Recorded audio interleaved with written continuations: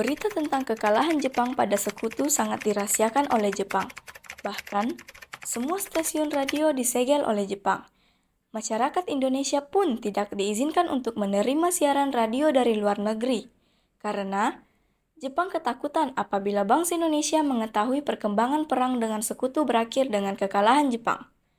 Namun, para tokoh pergerakan muda tidak kurang akal. Mereka berhasil menyembunyikan radio gelap seperti BBC London untuk mendengarkan siaran radio luar negeri. Pengeboman Hiroshima pada tanggal 6 Agustus dan Nagasaki 9 Agustus 1945 menyebabkan Jepang menyerah kepada Amerika Serikat dan sekutunya. Sementara itu, di Indonesia, Sultan Syahrir mendengar kabar lewat radio BBC oleh London tentang kekalahan Jepang. Dia pun memberitahu kepada para pejuang rahasia bawah tanah. Kawan-kawan, ada berita penting dari BBC. Jepang menyerang kepada sekutu. Benarkah? Ya, benar. Sekutu telah menjatuhkan bomnya di kota Hiroshima dan di kota Nagasaki. Inilah saat yang tepat untuk memproklamasikan kemerdekaan kita. Setuju. Jangan sampai kita menyanyiakan kesempatan ini. Sekarang berita yang disiarkan di radio.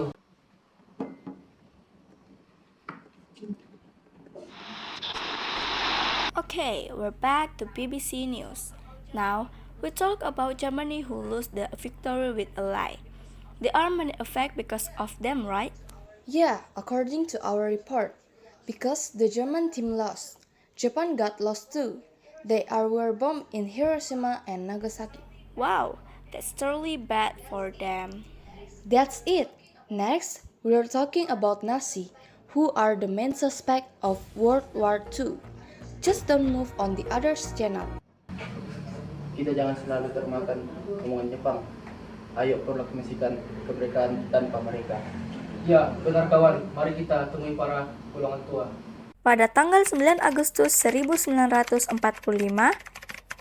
Soekarno, Muhammad Hatta, dan Rajiman Wedoyo Diningrat pergi ke Dalat, Timur Laut Saigo, Vietnam.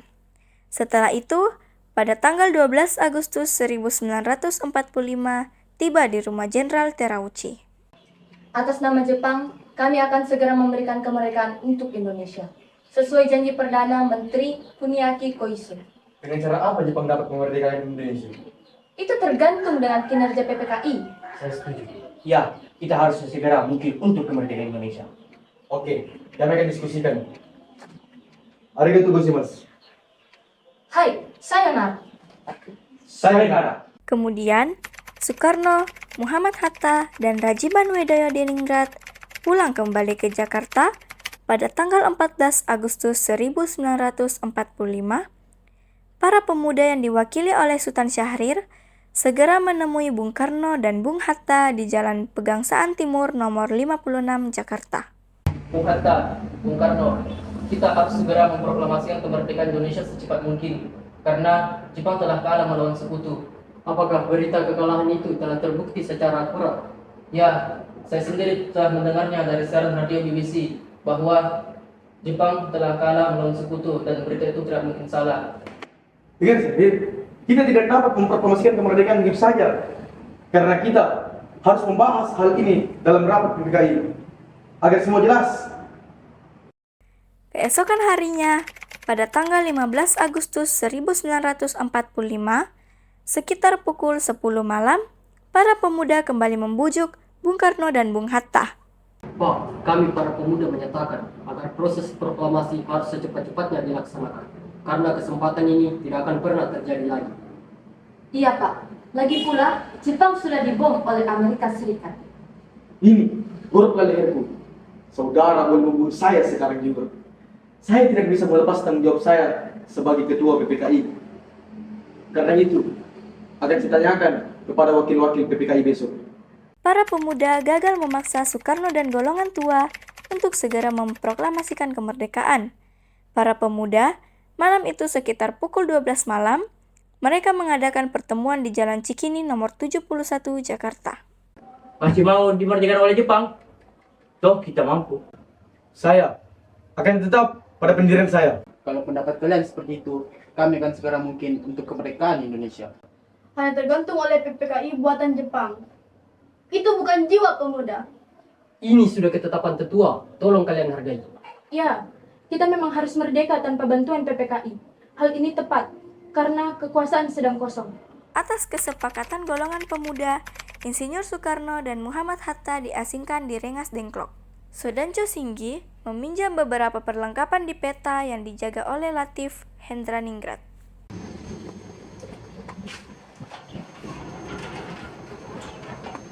Hai Latif, aku pinjam peralatannya ya. Baiklah, Bung. Golongan muda menuju kediaman Muhammad Hatta. Assalamualaikum.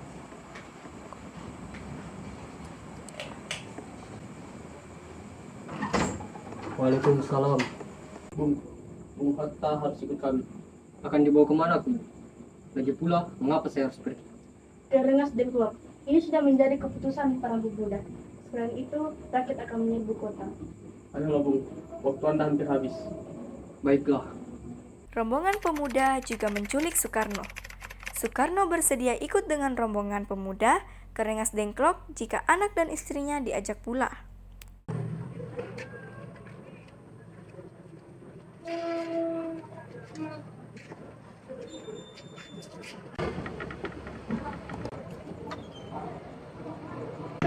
Anda harus ikut kami ke Rengas Dengklok. Untuk apa aku ikut dengan kalian? Ini sudah jadi kesepakatan para pemuda, Bung. Kami akan membawa Anda dan Bung Hatta ke Rengas Dengklok. Bu, pemuda-pemuda ini ingin membawa aku ke Rengas Dengklok. Untuk apa, Pak? Untuk menjauhkan Bung Karno dan Bung Hatta dari pengaruh Jepang, Bu. Lalu, bagaimana dengan kuda itu? Kalian akan meninggalkan kami. Benar, aku tidak mungkin meninggalkan istri dan anakku. Jika kalian membawa aku, bawalah juga mereka. Baiklah Bung, kami akan membawa Anda dan anak istri Anda, tapi kita harus pergi sekarang. Baiklah. Pada pagi hari, tanggal 16 Agustus 1945, rombongan Soekarno sampai di Rengas Dengklok. Mereka diterima oleh Sudancho, Subeno, dan Afan, yang ditempatkan di rumah Kiesong yang simpati pada perjuangan bangsa Indonesia. Kalian harus jaga mereka. Jangan sampai lolos. Baiklah, Bu. Serahkan pada kami. Ya, betul. Demi segera mungkin kemerdekaan Indonesia, kami akan melakukan apapun. Melihat tanda-tanda bahwa Soekarno bersedia memproklamasikan kemerdekaan Indonesia, maka sekitar pukul 10 WIB, bendera merah putih dikibarkan di halaman Kawedanan Rengas Dengklok. Sementara itu, di Jakarta, para anggota PPKI yang diundang rapat tanggal 16 Agustus memenuhi undangannya dan berkumpul di gedung Pejambon II. Akan tetapi, Soekarno dan Hatta tidak ada. Apakah saudara tahu di mana Soekarno dan Bung Hatta? Maaf, saya tidak tahu Bung. Katakanlah di mana mereka sekarang, dan aku akan menjamin keselamatan mereka ketika kembali di Jakarta. Akankah Anda bersumpah hal itu? Sebenarnya kau bisa percaya pada aku. Ya, aku pasti selamatkan mereka. Baiklah, kami akan menunjukkan tempatnya di Rengas Dengklok. Silakan Anda ikut Joseph Kunto untuk bertemu dengan Soekarno dan Hatta. Hei nak, tolong antarkan kami ke Rengas Dengklok. Baiklah kalau begitu, ikut denganku. Ahmad Subarjo tiba di Rengas Dengklok pukul 5:30 sore. Pemuda Indonesia, tolong serahkan Bung Karno dan Bung Hatta. Silakan. Begini saja, saya akan menjamin nyawa ini bahwa proklamasi Indonesia bisa dilaksanakan sebelum tanggal 17 Agustus 1945 sebelum pukul 12 siang. Baiklah, ucapanmu dapat kupegang. Rombongan tiba di Jakarta pukul 11:30 malam waktu Jawa dan kembali ke rumah masing-masing. Alhamdulillah. Besok adalah hari kemerdekaan bagi bangsa Indonesia. Betul Pak. Untuk upacara bendera nanti, apakah sudah ada bendera yang disiapkan? Ya ampun, Bapak sampai lupa, Bu. Kalau begitu, tolong jahitkan bendera Indonesia, Bu. Tapi Pak, hanya ada kain merah dan putih. Apa tidak apa-apa? Tidak apa-apa, Bu. Jahitlah bendera dengan kain yang sederhana mungkin. Yang penting, kita sudah bersama.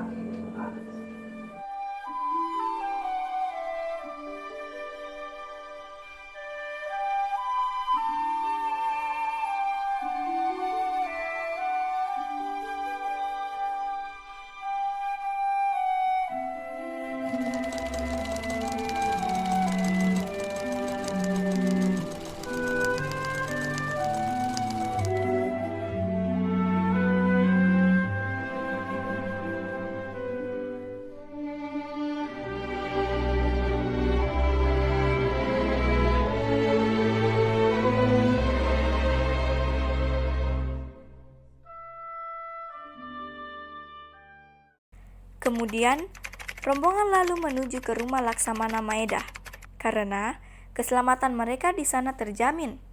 Sebelum mulai merumuskan naskah proklamasi, Soekarno dan Hatta menemui Mayor Jenderal Nishimura. Mereka ditemani Laksamana Maeda, Shigetada Nishijima, dan Surasu Yoshizuma, serta Miyoshi sebagai penerjemah. Nishimura, apakah Anda mau membantu kami untuk memproklamasikan kemerdekaan Indonesia? Nishimura, Indonesia no dokuretsu sen ni kyokoru shite kuranai ka?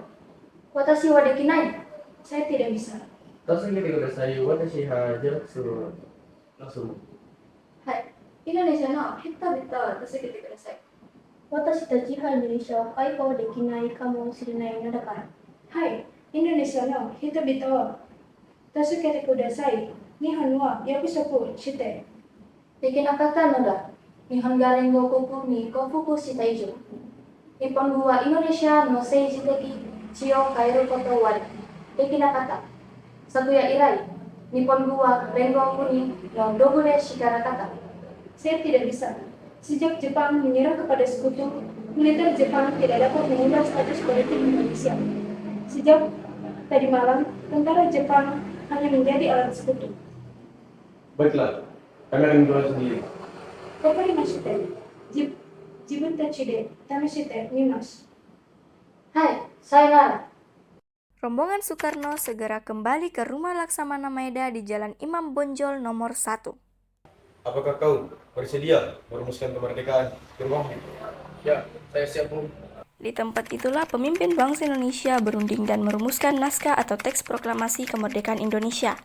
Peristiwa itu berlangsung tanpa Laksamana Maeda, tetapi Miyoshi sebagai kepercayaan Nishimura bersama Soekarni, Wahidin Sudiro, Ki Hajar Dewantara Abikusno, dan Burhanuddin Muhammadiyah menyaksikan Soekarno, Hatta, dan Ahmad Subarjo membahas proklamasi.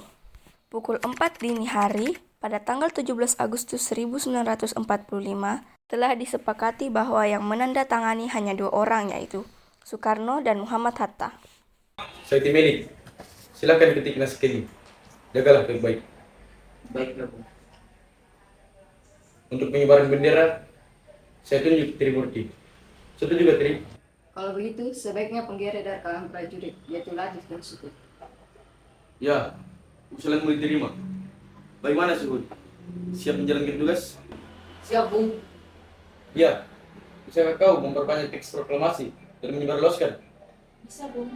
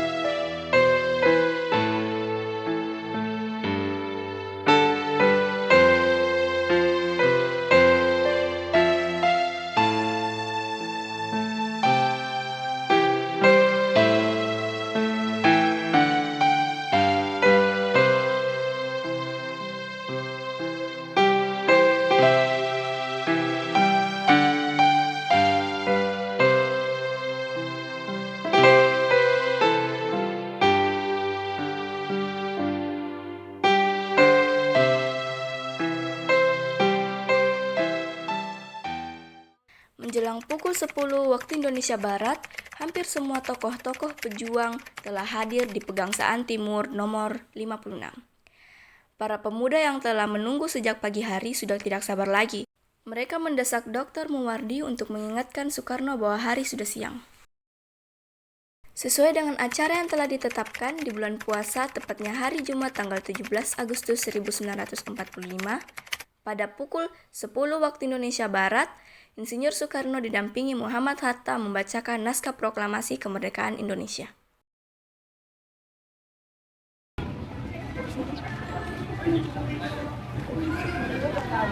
Bismillahirrahmanirrahim. Saya akan membacakan proklamasi kemerdekaan Indonesia. Proklamasi. Kami, bangsa Indonesia, dengan ini menyatakan kemerdekaan Indonesia.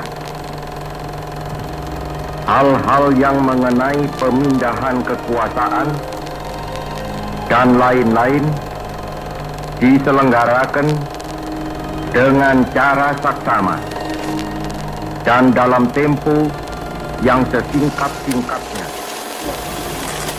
Jakarta, 17 Agustus 1945, atas nama bangsa Indonesia, Soekarno Hatta.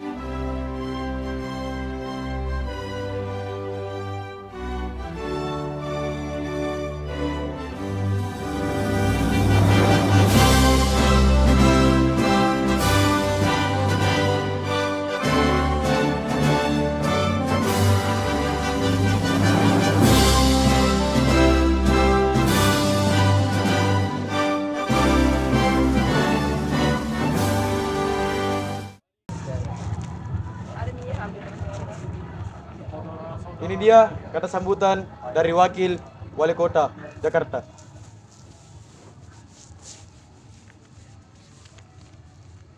Assalamualaikum warahmatullahi wabarakatuh dan selamat siang.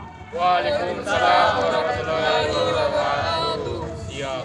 Kata sambutan saya ingin sekedar berterima kasih kepada Bung Karno dan Bung Hatta karena sudah bersusah payah untuk sampai sejauh ini. Dan juga ucapan terima kasih kepada para pemuda yang sangat berantusias untuk segera merdeka. Terima kasih banyak untuk kalian semua, rakyat Indonesia.